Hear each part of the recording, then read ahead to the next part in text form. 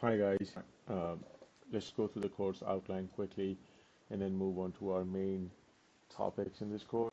So first of all, we will talk about option basics, then option Greeks. Obviously, those two come together hand in hand.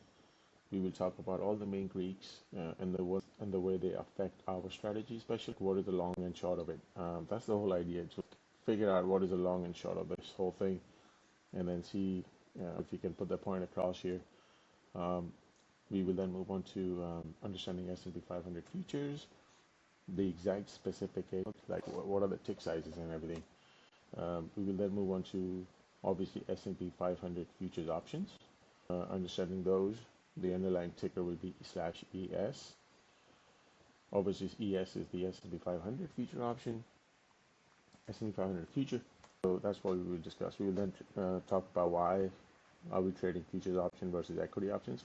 Now, don't get me wrong, we are fully involved in the equity option space as well.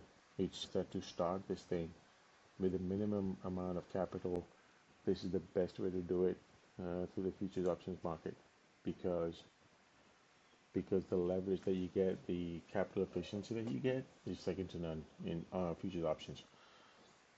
Once we establish a system in this space, we can then move on to other underlying or asset classes, equity options, ETF options. We love them all. Anywhere there is volatility, we are there to sell the premium in those options.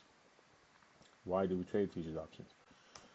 And then right into the meat of our product, which is credit spread in the options trading, futures options market. How do we set it up? What happens?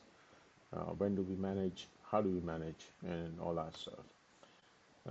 Again, then we will talk about a live example of a credit spread, how to put it on, what strikes to select, and all that. And then finally, profit taking. When do we actually close this trade? Let's talk about options basics.